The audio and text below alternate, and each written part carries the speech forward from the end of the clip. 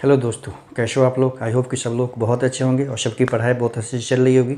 मैं प्रदीप झा आप सभी लोगों का एक बार फिर से आपके अपने यूट्यूब चैनल आजमत पाठशाला पर स्वागत करता हूं। और आज हम यूकेपीसीएस मेंस 2012 का जो पेपर 7 में जो मैथ्स का क्वेश्चन है उसको लेकर आए हैं। इससे पहले भागों में मैंने 2016 में जो क्वेश्चन पूछा गया था मेंस में या पेपर 7 में मैथ्स का, उसको सारे को अच्छे से हमने कर लिया है, सॉल्व भी कर लिया है, साथ में कंसेप्ट को भी क्लियर किया। उसी तरह से 2012 में पूछे गए क्वेश्चन को भी एक एक करके देखेंगे। सिर्फ उसको हल सॉल्व करेंगे यानी हल करेंगे, बल्कि साथ में कंसेप्ट को भी क्लियर करते हुए जाएंगे। तो उसका 2016 का जो क्वेश्चन पूछा गया उसका जो पार्ट 1 है।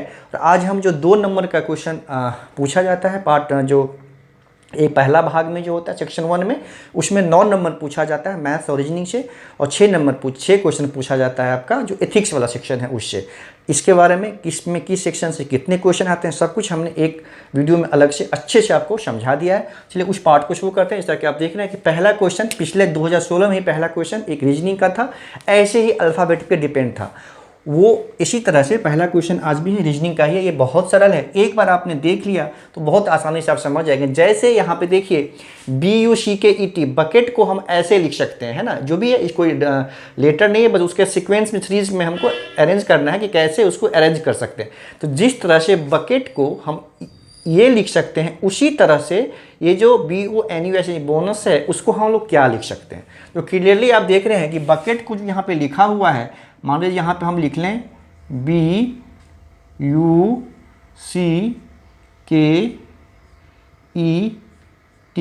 इसको इसे सॉल्व करने की ज़रूरत नहीं है, आप लोग खुद से देखते ही सॉल्व कर लेंगे। फिर भी चूंकि मैं बता रहा हूँ तो इसको बताना जरूरी है। आप देख रहे हैं कि अगला जो पार्ट है, देखिए बी यहाँ पे है ना। सबसे पहले देखिए इसमें 1 2 3 4 5 6 लेटर है, इसमें देखिएगा 12 लेटर है ना। मतलब एक लेटर के बदले 2 लेटर आ रहा है। और साथ में देखिए यहाँ पे बी है, तो बी से पहले का लेटर और बी के बाद का लेटर यानी AC, यहाँ पे AC आ रहा है। देखिए ना, बी से पहले बी से बाद का। उसी तरह से यू से पहले का लेटर T, यू से बाद का लेटर TU आ रहा है ऐसे। फिर C से पहले का B और C के बाद का D। तो ये सीक्वेंस ये इस तरह से क्रम में चल रहा है। तो उसी तरह से बकेट को लिखा हुआ है कि B से पहले का लेटर यहाँ पे मान लीजिए एक ये A है और यहाँ पे C है। उसी तरह से U के पहले का से लेटर है वो T एंड V है। फिर यहाँ पे C से ये है B है एंड D है, ठीक है। K का जो है आपका J है एंड L है, मतलब एक पहले का एक बाद का, है ना। E से देखिए यहाँ पे D है, फिर यहाँ पे F है। उसी तरह से T के साथ फिर वही आपका S है, STTU, ठीक है। तो वही आपको लिखना है यहाँ पे। तो बोनस का क्या होगा, बस बोनस का जो है इसको यही मैंने समझाने के लिए बताया आपको, आप डायरेक्ट लिख सकते हैं। तो बोनस को BONUS ये है, इसको हम लोग क्या लिख सकते हैं ये हमें पूछ रहा है। तो एक पहले का B के एक पहले का A और B के एक बाद का C हो गया। O है, ठीक है। तो O है, तो O के जस्ट एक पहले का, है ना, O के जस्ट एक पहले का कौन सा लेटर होता है, तो N होता है। तो N हो जाएगा, ये MNO N होता है। और O के जस्ट बाद का क्या होता है, P होता है, ठीक, ऐसे होता है P। N के जस्ट पहले का M होता है, ठीक, और जस्ट बाद का O होता है, जस्ट बाद का O होता है। उसी तरह से U से जस्ट पहले का T होता है और U के जस्ट बाद का V होता है, TU भी, ठीक है। उसी तरह R से S से जस्ट पहले का क्या होता है, R होता है, और S के जस्ट बाद का T होता है। तो ये हमारा इसका आपका आंसर हो जाएगा, ठीक है। बस इसको ऐसे ही आपको सॉल्व कर देना है, आपको 2 नंबर बहुत आसानी से मिल जाएगा, ठीक। बहुत आसान क्वेश्चन था। इससे जो अगला क्वेश्चन है वो मैंने लिखा नहीं है, बेसिकली वो असर्शन यानी कथन और कारण का क्वेश्चन है। बहुत सरल क्वेश्चन है, उसको अब एक बार हम लोग यहीं पे डिस्कस कर लेते हैं बिना वैसे ही। देखिए कितना आसान है। इसके बाद का जो क्वेश्चन 2 नंबर का क्वेश्चन है वो है कि उत्तरकाशी में, कथन 1 है कि उत्तरकाशी में भूकंपों की प्रवृत्ति अधिक है, ठीक है। ये कथन 1 है। और कथन 2 में है कि भूकंप वैज्ञानिकों के अनुसार उत्तरकाशी के निचले इलाकों में विवर्तनिक गतिविधियां अधिक हैं। इसमें पूछ ये रहा है कि ये 2 कथन में आपको बताना है कि इसमें से एक कारण है एक प्रभाव है, ठीक है, मन एक रीजन है, एक इम्पैक्ट है उसका, ठीक है। तो ये आपको ये पता करना है कि कौन सा इसमें रीजन है और कौन सा इम्पैक्ट है। तो देखते ही आपको पता चल जाएगा कि उत्तरकाशी में भूकंप की प्रवृत्ति अधिक है। क्यों अधिक है? क्योंकि भूकंप वैज्ञानिकों के अनुसार उत्तरकाशी के निचले इलाकों में विवर्तनिक गतिविधियां अधिक है। मतलब सेकेंड वाला जो है वो रीजन है, कारण है, और पहला वाला जो है वो इम्पैक्ट है। वो आपको देखते ही अपने आप समझ में आ जाएगा कि कौन किसका कारण है। वैसे भी अगर आपको कारण कौन सा है और कथन कौन सा है तो इम्पैक्ट कौन सा, अगर उसको पता करना है तो पहले आप जैसे एक सेंटेंस को कथन वाले को जो पढ़िए और उसके बाद उसमें क्योंकि लगाइए। अगर क्योंकि सर्टिफाई कर जाएगा तो आपको पता चल जाएगा कि ये कारण है। क्यों? जैसे कि देखिए, अगर हम ये पढ़ें, मान लीजिए अगर दूसरा कथन को पहले पढ़ते हैं, जैसे भूकंप वैज्ञानिकों के अनुसार उत्तरकाशी के निचले इलाकों में विवर्तनिक गतिविधियां अधिक है क्योंकि उत्तरकाशी में भूकंपों की प्रवृत्ति अधिक है। ये सूट ही नहीं करेगा, क्योंकि ऐड कीजिए। अब दूसरा कथन हमने पढ़ा, ये कथन मान के, और कारण समझ रहे हैं अगर पहला है तो दूसरा को पढ़ने के बाद पहला से पहले हमने क्योंकि लगाया। तो क्योंकि लगाएंगे आप तो आपको सेटिस्फाई ही नहीं करेगा। उसी तरह से अगर ये पढ़ें, पहले वाले को पहले पढ़ें, जैसे उत्तरकाशी में भूकंपों की प्रवृत्ति अधिक है क्योंकि भूकंप वैज्ञानिकों के अनुसार उत्तरकाशी के निचले इलाकों में विवर्तनिक गतिविधियां अधिक है। तो ये सर्टिफाई कर रहा है, क्योंकि आपको लगेगा कि ये अच्छा, ये क्योंकि लगाने के बाद आपको लगेगा कि ये रीजनेबल है, ये सेट हो रहा है। अगर दूसरा वाला कथन पहले पढ़ेंगे और पहले वाले कथन के पीछे आगे क्योंकि लगाएंगे तो वो शूट ही नहीं करेगा। इसलिए इस क्वेश्चन मैंने यहाँ लिखा नहीं है, वो आप ही बहुत आसानी से उसको पता कर सकते हैं इसमें से कौन सा कथन है और कौन सा कारण है। ये था दूसरा, सेकेंड क्वेश्चन था। अब थर्ड क्वेश्चन पे आते हैं, ठीक है। अब देखिए, इसमें 20 प्रेक्षणों के 30 से मापन किए गए विचलनों का बीजगणितीय योग 4 है। इन प्रेक्षणों का समांतर मान अर्थमेटिक मीन पता करना है ना, अर्थमेटिक मीन पता करना। ये आप इसको स्टैटिस्टिक्स का क्वेश्चन समझ सकते हैं। स्टैटिस्टिक्स में हमने पिछले 2012 का जो क्वेश्चन सॉल्व किया था उसमें डायरेक्ट मेथड से हमने मीन फाइंड किया था, है ना। तो मीन फाइंड करने के 3 मेथड होते हैं। एक तो डायरेक्ट होता है, एक मेथड होता है स्टेप डेविएशन मेथड, और एक होता है आपका एज्यूम्ड मीन मेथड। तो स्टैटिस्टिक्स जब डिटेल में करेंगे, अभी इसको करके ये जो 2012 वाला जो क्वेश्चन फिनिश हो जाएगा तो कुछ टॉपिक को करना है, उसमें से एक स्टैटिस्टिक्स भी है। उसमें स्टैटिस्टिक्स के जितने सिलेबस हैं उसको अच्छे से करेंगे, फिर वहाँ पर डिस्कस कर लेंगे स्टेप डेविएशन मेथड से कैसे मीन फाइंड करते हैं, एज्यूम मीन मेथड से कैसे मीन फाइंड करते हैं। यहाँ पे स्टेप डेविएशन मेथड का यूज है, यहाँ पर सिर्फ आपको यूज़ कर लेंगे कि बस इसको करना मतलब माइनस करना होता है, बाद में उसको अच्छे से समझ लेंगे। तो यहाँ पे देखिए 20-20 ऑब्जर्वेशन है, 20 प्रेक्षण है। जैसे मान लीजिए x1, यहाँ पे x2, x3, इस तरह से मान लीजिए 20x20 है ना, 20 ऑब्जर्वेशन है। जैसे इसको आप ऐसे समझ सकते हैं जनरल लैंग्वेज में, जैसे होता है ना 2 है, 4 है, 7 है, 9 है, इस तरह से 20 तक लेना है मान लीजिए। तो ऐसे 20 ऑब्जर्वेशन है, उसका हमें मीन फाइंड करना है, ठीक है, समांतर माध्य, ठीक है, मतलब अर्थमेटिक मीन फाइंड करना है, यानी एवरेज फाइंड करना है। स्टैटिस्टिक्स का क्वेश्चन है, उसमें दिया होगा कि 30 जो है ना, यहीं पे ये डिविएशन है, इसका विचलन मतलब डिविएशन, ठीक है। सो यूज़ करेंगे विचलन का बीजगणितीय योग 4 है, ठीक है। बीजगणितीय योग 20 प्रेक्षणों के 30 से मापन किए गए विचलनों का बीजगणितीय योग 4 है। तो इन प्रेक्षणों का समांतर माध्य हमें पता करना है। तो ऐसे क्वेश्चन को जब पता करना हो तो क्या करते हैं हम, अगर मीन पता करना हो इसको तो क्या करते हैं, सबको ऐड करते हैं ऐसे करके, है ना, सबको ऐड करेंगे और डिवाइड बाय जितने नंबर हैं उसको नीचे लिख दें। जैसे यहाँ पे 20 है, इसको यहाँ पे हम लोग 20 लिखते हैं, ऐसे हम लोग अर्थमेटिक मीन फाइंड करते हैं। लेकिन यहाँ पे क्या करना है, इसको पूरा नहीं, ऐसे अलग अलग नहीं लिख के इसका सिग्मा के फॉर्म में एक और हम तरीका होता है लिखने का। जैसे यहाँ पे होगा n = 1 to 20, ये होता है xi, मतलब यहाँ पे n = 1 + n = फिर x2 x1, एक बार 1 पुट करेंगे, 1 से लेके 20 तक पुट करते जाएंगे और उसका सभी का मतलब, इसका मतलब यही हुआ। इसको हम लोग ऐसे भी लिख सकते हैं, आप ये समझिए। इसको अगर हम ब्रेक सिग्मा को हटा देंगे, इसका मतलब ये हुआ कि x1 x2 x3 up to x20 तक, ये 20 है ना, ये हुआ, ठीक। उसी में दिया हुआ है कि इसी में हम अगर ये मान लीजिए कि यहाँ पे यही डिविएशन है ना, तो यही 30, ये हो गया आपका xi - 30, है ना।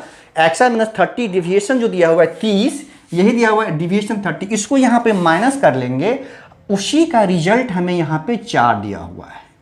ठीक है, ये 4 दिया हुआ है, तो हमें इसका, इस वाले सेक्शन का जो है अर्थमेटिक मीन क्या होगा ये हमें पता करना है। ठीक है, मतलब इसका अर्थमेटिक मीन, मतलब ये जो सबको ऐड करके डिवाइड बाई 20 जो होगा वो पता करना है। यहाँ पे तो अवलोकन दिया हुआ नहीं, हमको पता करना पड़ेगा कि x1 से लेके x20 तक का सम क्या होगा। तो इसको यूज़ करके हम इसका सम पता करेंगे और फिर हम इसका अर्थमेटिक मीन फाइंड कर लेंगे। देखिए कैसे करते हैं। इस वाले को अब हम लोग ऐसे लिख सकते हैं, इसको 2 अलग पार्ट में हम लोग ब्रेक कर सकते हैं। एक तो हो गया xi, ठीक, n इक्वल टू 1 to 20, ये हो जाएगा माइनस, फिर ऐसे ही करके ये हो जाएगा n इक्वल टू 1 to 20, ये हो गया 30 यहाँ पे।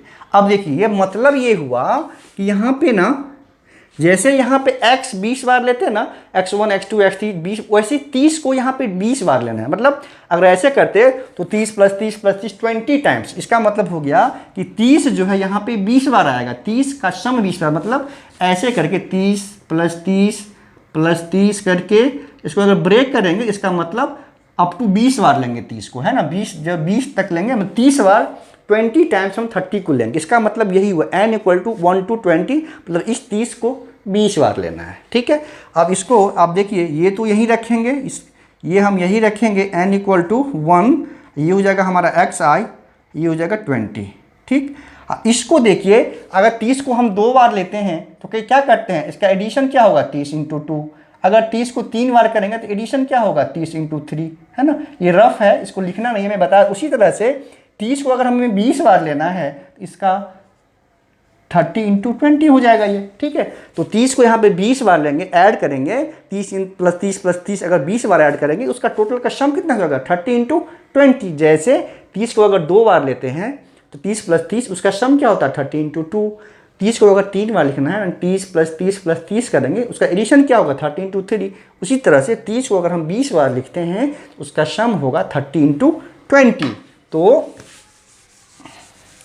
यहाँ पे वही है, यहाँ पे क्या हो जाएगा, अब इसको ब्रेक कर देंगे तो ये क्या हो जाएगा 30 × 20 कर लेंगे सिंपली, 30 × 20 हो जाएगा ये। ठीक, इक्वल टू हो गया 4। यहाँ पे ये हमें रखना ही है क्योंकि यही तो चाहिए, यही इसका मतलब यही है ना, यही एडिशन पता हो जाएगा, उसको फिर 20 से डिवाइड कर देंगे तो हमारा अर्थमेटिक मीन निकल जाएगा। इसलिए ये इसमें तो कुछ कर ही नहीं सकते हम लोग।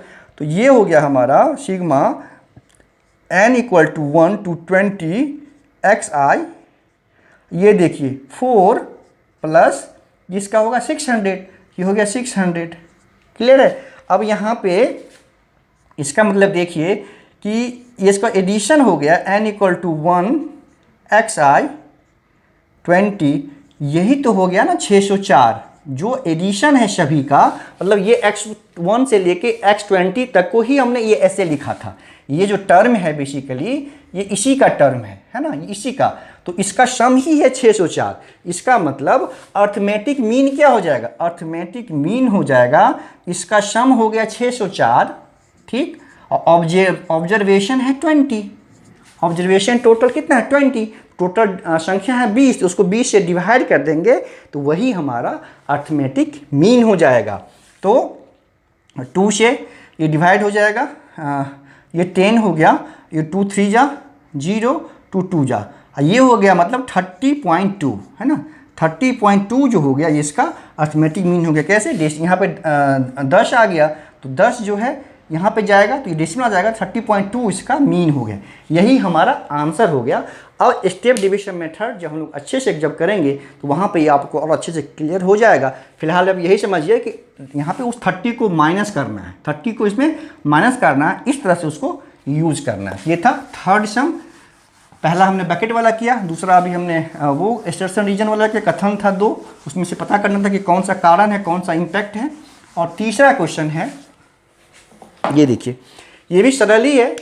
अब ये क्वेश्चन है, पहले इसको लिखिए आप। देखिए इसका क्वेश्चन है 1/3 प्लस √7 प्लस है आपका 1/7 प्लस √5 प्लस है 1/5 प्लस √3 प्लस 1/√3 +1 है ना। इसको हमको सॉल्व करना है, ठीक। अब देखिए इसको, ये रूट 3 है ना, यहाँ पे मतलब रूट 1 भी है, क्योंकि रूट 1 मतलब 1 ही होगा, इसलिए यहाँ पर रूट नहीं दे रखा है। फिर यहाँ पे देखिए जो 3 है, बेसिकली 3 है ना, ये बेसिकली √9 है, क्योंकि उसी के सीक्वेंस में है। ये दो का डिफरेंस है और सबके पीछे √ है। तो ये आप इसको हम लोग ऐसे एक और स्टेप बढ़ा के ऐसे लिख सकते हैं। ये हो जाएगा हमारा √9, ये हो गया +√7, इसी सीक्वेंस में है बेसिकली। ये हो गया हमारा √7 + √5।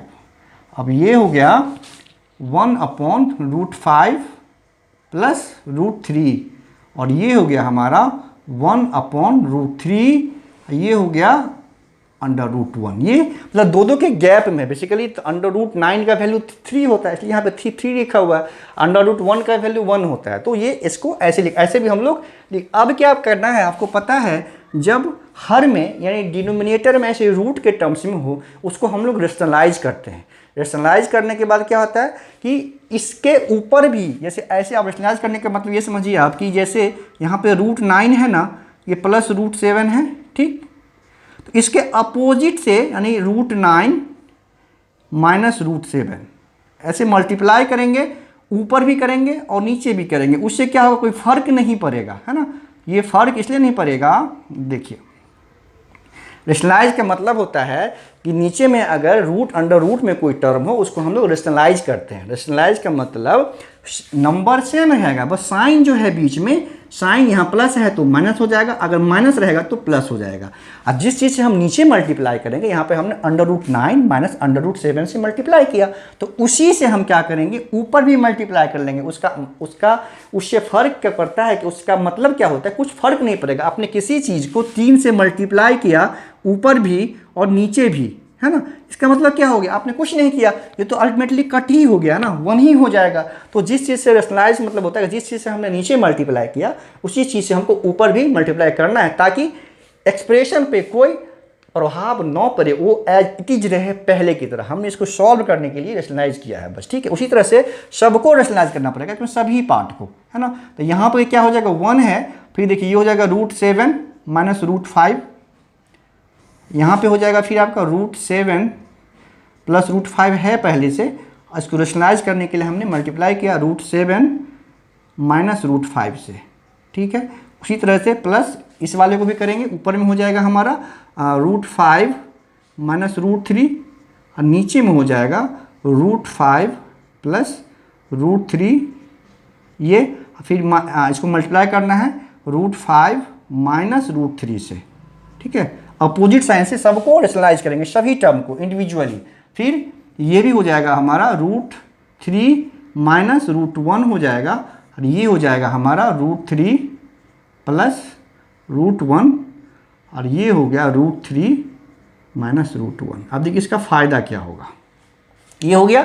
अब देखिए, अब ये आप देखिए, ये a + b और a - b के टर्म में आ गया, मतलब ये हो गया हमारा a² - b²। आपको पता है कि a + b × a - b का फॉर्मूला होता है a² - b²। इसीलिए हम रेशनलाइज करते हैं कि नीचे में क्या हो, जो √ है वो हट जाएगा। तो अब √ नीचे में हट जाएगा, कैसे हट जाएगा, देखिए ये करेंगे तो 9 √9² - √7², तो नीचे वाला ये हो जाएगा हमारा √9² - √7²। ऐसा क्यों हुआ, ऐसा इसीलिए हुआ कि a + b और a - b यानी √9 + √7, और √9 - √7 बराबर हो गया √9 का स्क्वायर अब माइनस √7 का square.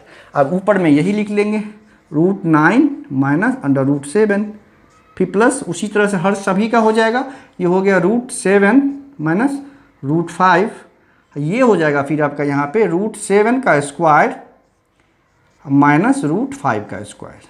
a + b × a - b बराबर a² + b²। फिर यहाँ पे √5 - √3, नीचे फिर √5 का स्क्वायर -√3 का स्क्वायर हो गया।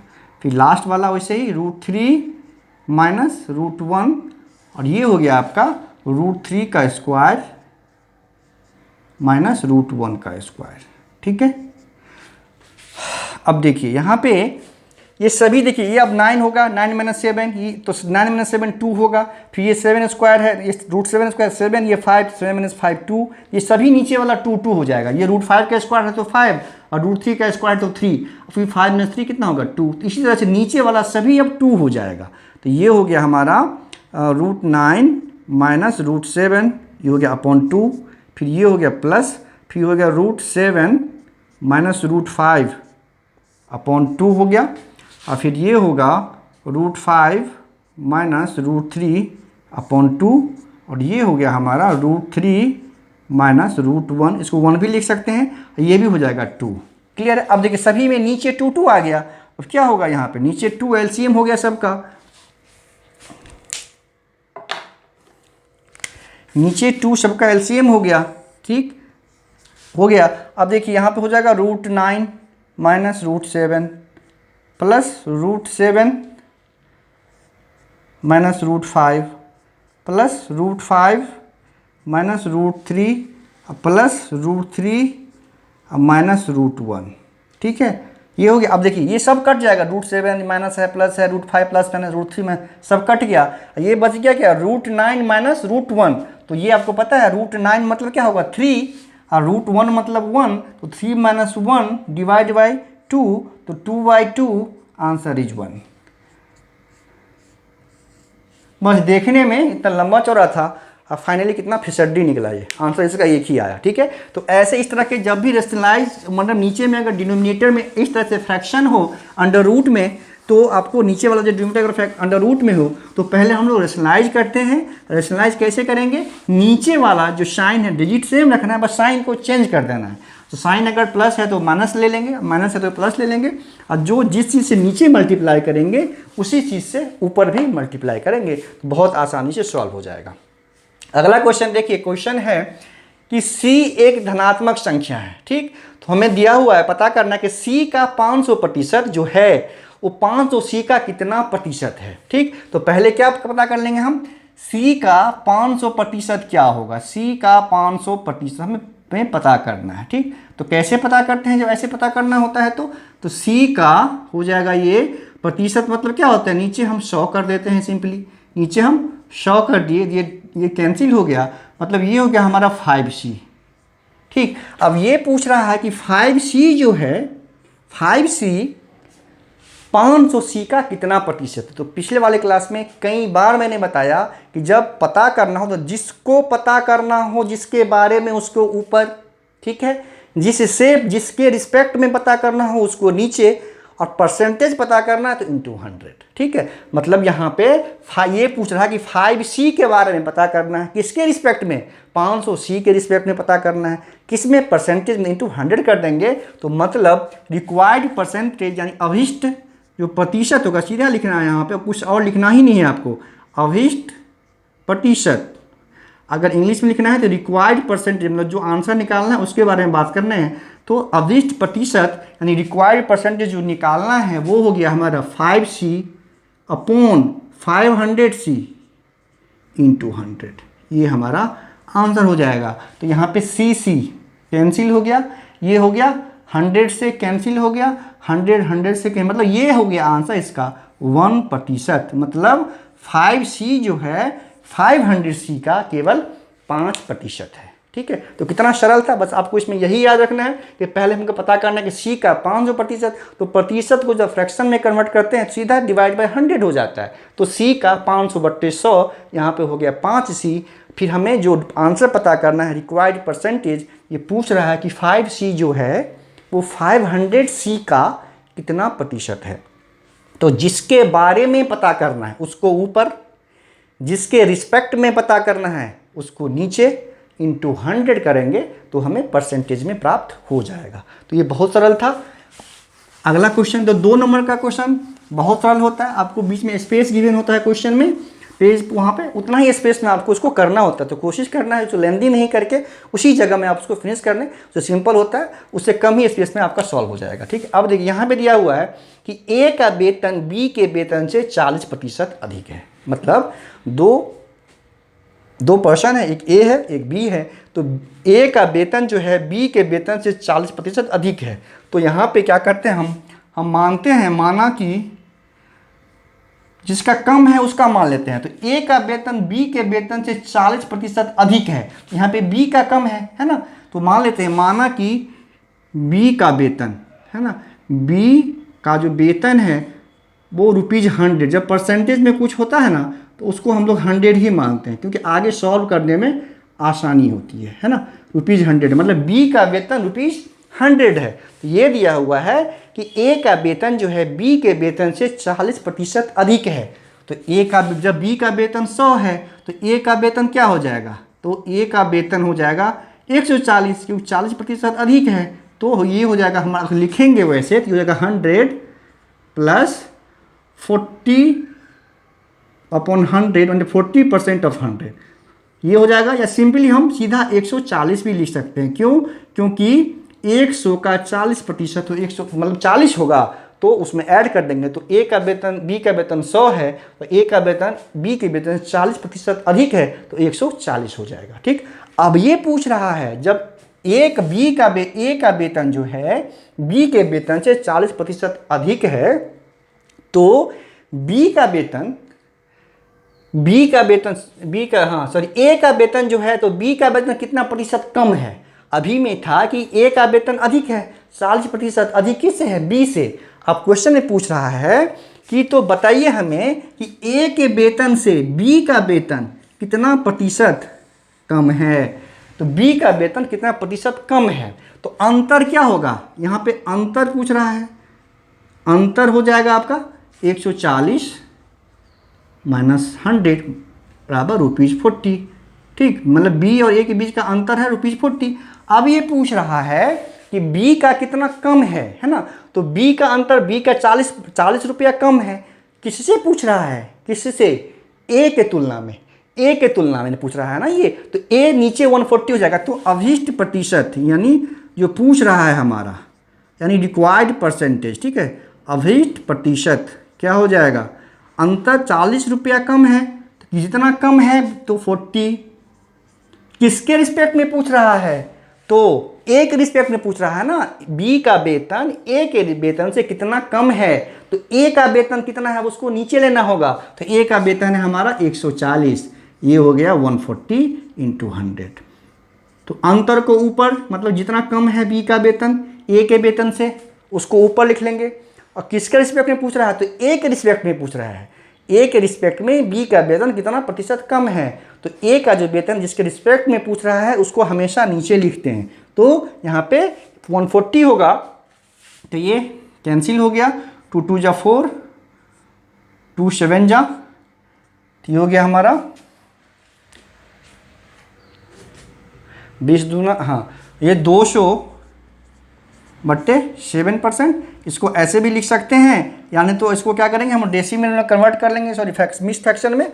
तो 7 दूना 14, ये हो जाएगा 7 दूना 14, ये हो गया हमारा 14 हो गया, 6 7 8 56, 6 56 4 4 7%, ये हो गया मिक्स फ्रैक्शन में। ठीक है, तो ये जो है ए का वेतन, जो बी का वेतन जो है ए से 200/7% कम है, या 28 होल 4/7% कम है। तो ये बहुत ध्यान रखना है आपको। इसमें जिसके रिस्पेक्ट में, हमेशा जिसके रिस्पेक्ट में पूछ रहा हो ना उसको नीचे लेना होता है। यहाँ पे चूंकि कितना अधिक है, तो कितना अधिक है तो अंतर लेना होगा। तो अंतर यहाँ 40 है। किससे भाई, तो ए से। तो ए का वेतन 140 है, फिर हमने उसके रिस्पेक्ट में फाइंड कर लिया। तो बहुत सरल है इसको फाइंड करना। ठीक है, अगला क्वेश्चन देखिए। ये फिर बेसिकली ये रीजनिंग का क्वेश्चन है, कैलेंडर का क्वेश्चन है। ठीक है, लेकिन पूछा हुआ मैथ्स में भी ऐसा क्वेश्चन पूछा जाता है। इसको देखते हैं कि यदि 5 जनवरी 2000 को सोमवार है, यानी आप देखिए कि 5 जनवरी जो है 2000 को अगर डेट कौन सा है, सोमवार है। ठीक, तो हमें पूछ रहा है 3 मार्च है ना। क्वेश्चन एक बार देख लेते हैं, शायद 3 ही मार्च है या 30 मार्च है। 1 मिनट कंफर्म कर लेते हैं, 1 मिनट रुक के। 30 मार्च या 3 मार्च, कहाँ गया, 3 मार्च, क्योंकि हमने याद है कि 30 मार्च था शायद, पढ़ा था मैंने। एप्टीट्यूड टेस्ट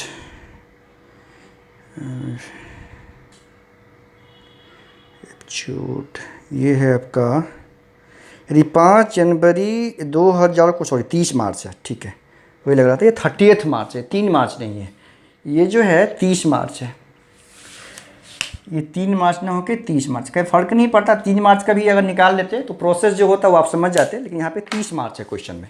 तो 30 मार्च उसी साल में, यानी 2000 में ही, है ना, 30 मार्च को 2000 में कौन सा दिन होगा ये हमें पता करना है, ठीक। तो इस तरह के क्वेश्चन को सबसे पहले आपको ये देखना होगा, जो साल है वो साल, यानी कि जो 2000 है वो 4 से डिवाइड हो रहा है या नहीं, ठीक। अगर ये 4 से डिविजिबल है ना, तो वो लीप ईयर होगा। लीप ईयर मीन्स क्या होता है कि उसमें जो साल होता है वो 366 डेज का होता है। अगर लीप ईयर नहीं है, अगर ये नंबर 4 से डिविजिबल नहीं है, तो उस साल में जो दिन होता है वो 365 दिन होता है। तो आप देखेंगे वो इसीलिए होता है कि अगर लीप ईयर होता है ना तो फरवरी 29 दिन का हो जाता है, अगर लीप ईयर नहीं है तो फरवरी 28 दिन का होता है। हर एक 4 साल के बाद एक बार लीप ईयर होता है। तो 2000 देखिए, अब 2000 जो है वो क्या है, 4 से डिविजिबल है, 4 से विभाज्य है, मतलब ये लीप ईयर है।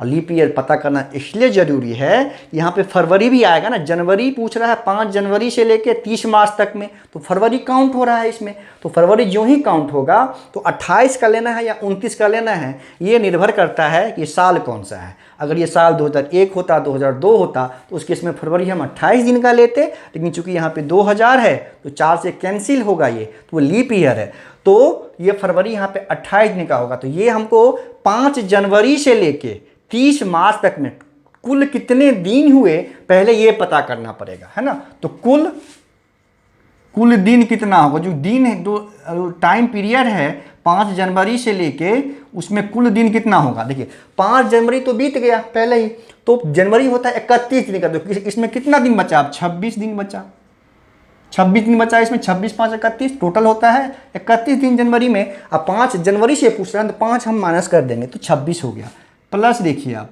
अब फरवरी यहाँ पे 29 डेज का होगा, इसलिए क्योंकि ये 2000 लीप ईयर है, 29 डेज का फरवरी हुआ कुल दिन। और फिर 30 मार्च तक का लेना है, मतलब 30 मार्च जो अगर ये मार्च 20 मार्च तक का, 20 मार्च को बताना होता ना तो 20 काउंट करते, 25 लेना होता तो 25 काउंट करते, लेकिन 30 मार्च तक का है, 30 मार्च को कौन सा दिन होगा, तो ये 30 ऐड करेंगे, ठीक।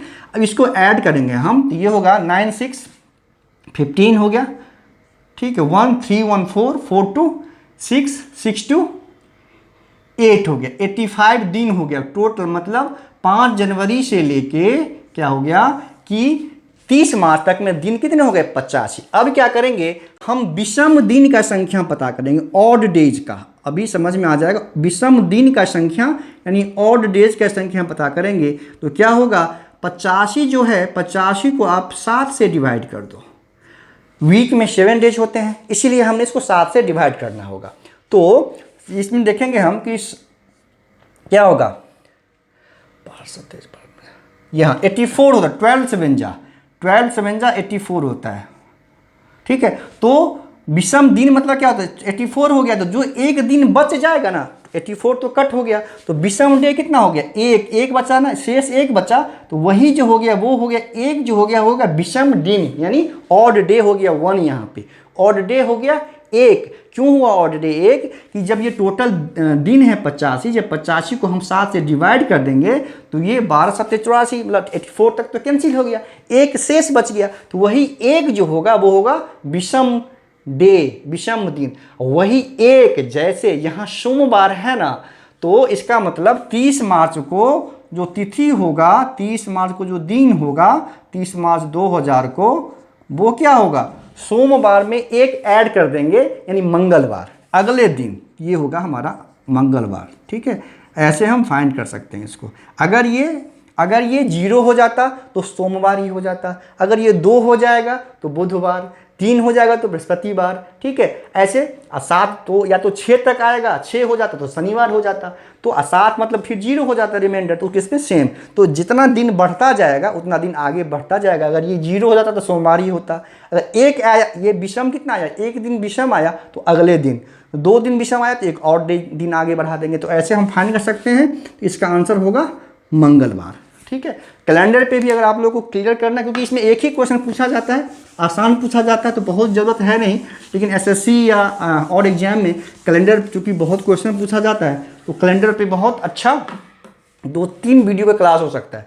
इसमें सिंपल पूछता है, आप इतना ही जान लीजिए, यही काफ़ी है आप लोगों के, ठीक है। अब देखिए ये भी रीजनिंग का ही है, ये ब्लड रिलेशन पे क्वेश्चन है, ये भी रीजनिंग में आता है कि एक व्यक्ति की ओर इशारा करते हुए एक स्त्री बोलती है, मान लीजिए ये कोई फीमेल है ना, ये कोई फीमेल है मान लीजिए, ठीक, ये फीमेल है, किसी व्यक्ति की ओर इशारा करते हुए, मान लीजिए ये मेल है, एक मेल है, उसके तरफ इशारा करते हुए ये बोलती है क्या, एक व्यक्ति को इशारा करते हुए एक स्त्री बोलती है कि इसकी पत्नी, जो इसकी जो वाइफ है ना, जो इसकी वाइफ है, यानी एम की जो वाइफ, मतलब ये मेल इसलिए हो गया ना, इसकी पत्नी की बात कर रहा है तो ऑटोमेटिकली ये मेल हो जाएगा, इसलिए मैंने यहाँ पे मेल लिखा, ठीक। तो इसकी जो पत्नी है, इसके पिता, ये भी मेल है, पिता है मतलब मेल, ये इसका फादर है ना, ये जो है इसका फादर है, ये जो है फादर है, ये पिता है, सॉरी ये एफ में मिक्स नहीं करना, ये पिता है ना, ये फादर है।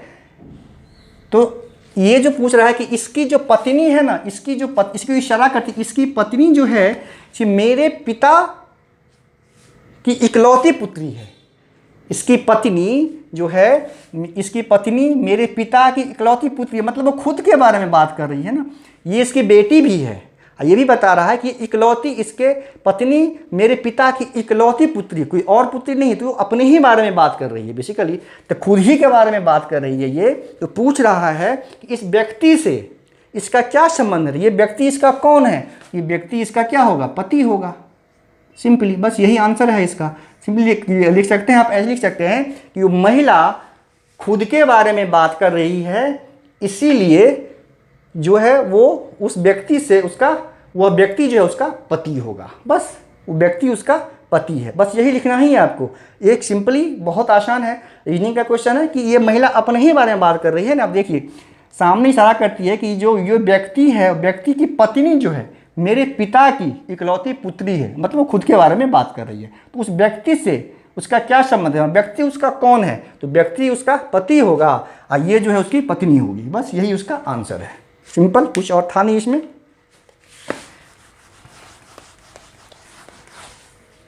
अगला क्वेश्चन है, चूंकि जितने भी 2 नंबर के क्वेश्चन हैं वो आज फिनिश ही कर लेते हैं। टोटल मतलब 8-9 क्वेश्चन पूछा जाता है, 8 हमने यहाँ पे लिखा है और एक जो है आपने कथन वाला 2 बता दिया, तो 9 क्वेश्चन टोटल है। सेक्शन 1 आज फिनिश ही कर लेंगे, हो सकता है कि वीडियो थोड़ा सा लंबा हो गया हो, लेकिन जो सेक्शन 1 है, जो 2 क्वेश्चन आते हैं, 2 नंबर के क्वेश्चन आते हैं 9 क्वेश्चन, वो सारा फिनिश ही कर लेते हैं। एक लास्ट क्वेश्चन है कि यदि 2 धनात्मक संख्याओं का गुणोत्तर माध्य 12 है, मान लीजिए 2 धनात्मक संख्या, एक ए है दूसरा बी है, ये पॉजिटिव इंटीजर है, ये आपको याद रखना है, ये नेगेटिव नहीं है, पॉजिटिव इंटीजर है, दोनों का वैल्यू प्लस में होगा, उसका गुणोत्तर माध्य। हमने पिछले वीडियो में जो 2012 का क्वेश्चन जब सॉल्व कर रहे थे, तो एक ज्योमेट्रिक मीन पे क्वेश्चन था, उसमें 4 नंबर गिवन था, उसका ज्योमेट्रिक मीन हमको पता करना था। उसमें क्या था, जब 4 नंबर हो तो अंडर रूट करके ना हमने ऊपर 4 ले लिया था। जब यहाँ पे 2 ही नंबर है तो इसका जो जीएम हो जाएगा, यानी इसका ज्योमेट्रिक मीन यानी गुणोत्तर माध्य जो हो जाएगा वो हो जाएगा ए बी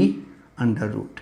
क्यों, यहाँ पे 2 ही है, तो यहाँ पे 2 लेंगे, तो 2 लेना नहीं लेना एक ही बात होता है। स्क्वायर रूट में 2 हमेशा ऑटोमेटिकली होता ही है। अगर 3 नंबर होता तो यहाँ पे 3 लेते, 4 था पिछले बार तो 4 लिया था, चूंकि 2 ही है तो इसका जो ज्योमेट्रिक मीन होगा वो होगा ए बी। ठीक, तो ये क्वेश्चन, ये 2 धनात्मक संख्या का गुणोत्तर माध्य 12 है, ये जो है हमें दिया हुआ है कि जीएम जो है ये 12 है।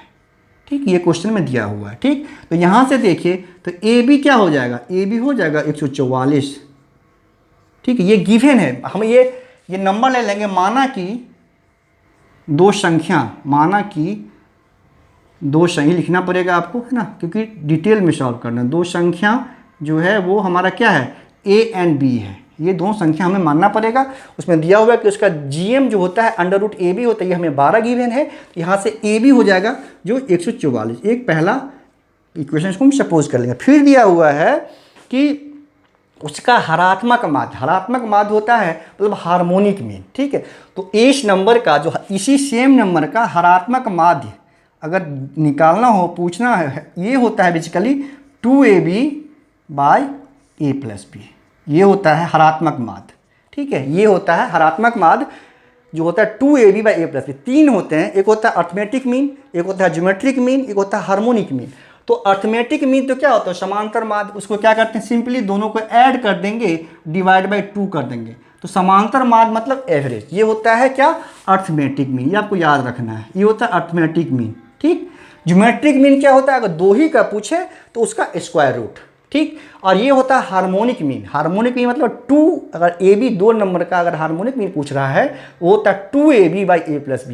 वैसे इसको अभी हम बता देंगे, अगर वीडियो लंबा ना हो रहा हो तो कैसे निकलता है वो बताते हैं। पहले इसको क्वेश्चन को सॉल्व कर लेते हैं। तो अभी आप फिलहाल इतना याद रखिए, हार्मोनिक मीन 2 नंबर का यानी A और B का होगा 2AB by A plus B।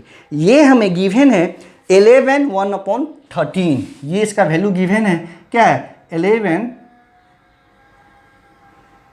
इसको यहीं पे लिख देते हैं, ये गिवन है हमें 11 1/13। और यहाँ पे देखिए 2 है, 2 और A भी तो हमें पता है 144, A भी पता है 144 होगा, ये A प्लस B हो गया यहाँ पे, ठीक। इसको मल्टीप्लाई कर लेंगे 11, तो इसको कैसे करते हैं 13 इंटू 11 करते हैं, तो 130, ये हो जाएगा 130 प्लस 13 143 144, ये हो जाएगा हमारा 144 बाई 13, है ना।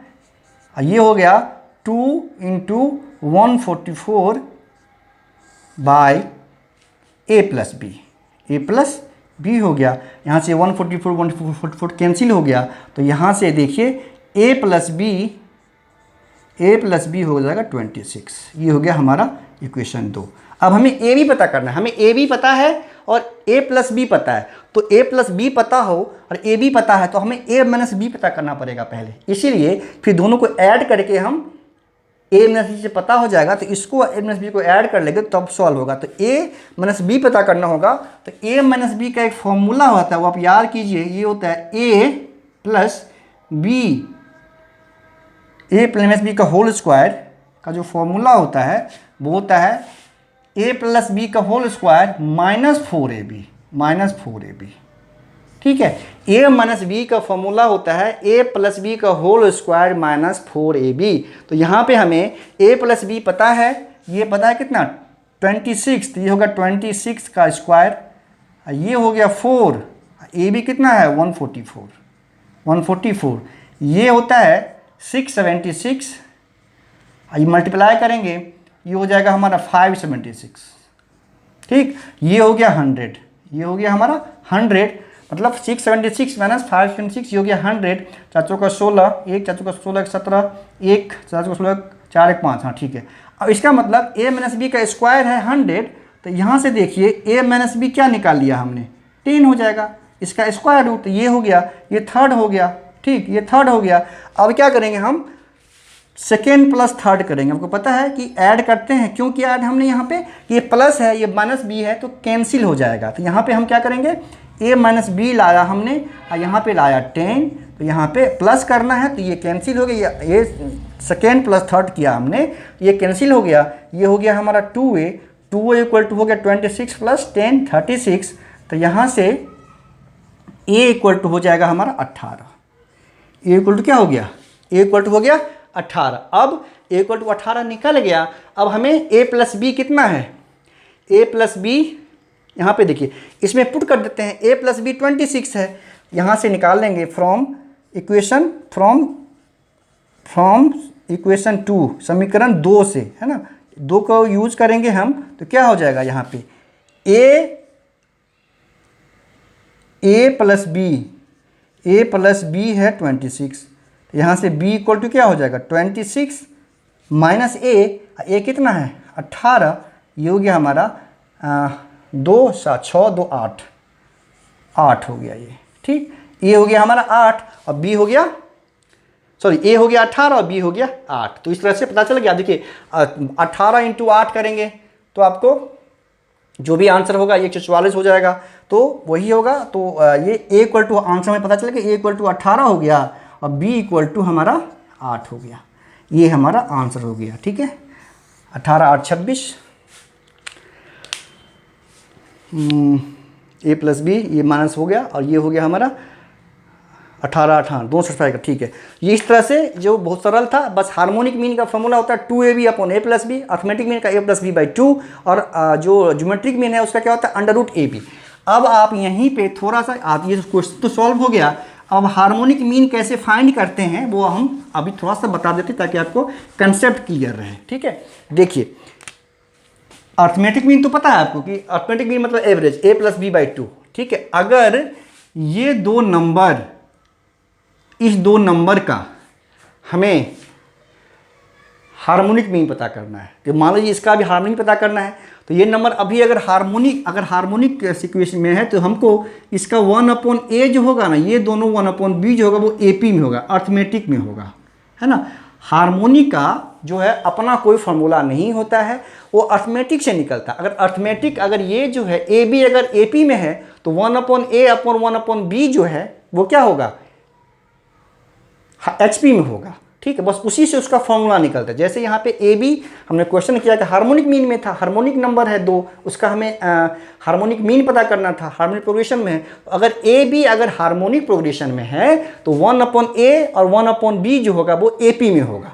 जब ये दोनों AP में है तो इसका अर्थमेटिक मीन क्या होगा आपको पता है। इसका अर्थमेटिक मीन होता है, आपको पता है, दोनों को ऐड कर देते हैं 1/a प्लस 1/b, दोनों नंबर को ऐड कर देते हैं, डिवाइड बाई 2 कर देते हैं। अर्थमेटिक मीन तो हम ऐसे पता करते हैं, जितना नंबर हो उसको ऐड कर दो, डिवाइड बाई जितने भी नंबर हो संख्या उसको उससे डिवाइड कर दो। तो यहाँ पे दो ही नंबर है, तो 1/a है 1/b है, तो दोनों को ऐड कर दिया, ये दो नंबर है तो डिवाइड बाई 2 कर दिया।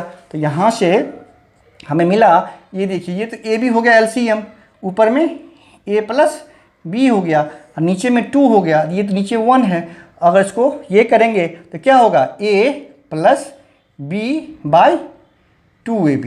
ठीक, तो ये इसका अर्थमेटिक मीन हो गया, a plus b by 2ab जो होगा इसका अर्थमेटिक मीन हो गया। तो इसका हार्मोनिक मीन क्या हो जाएगा, इसका उल्टा, इसका हार्मोनिक मीन हो जाएगा इसका उल्टा 2ab by a plus b।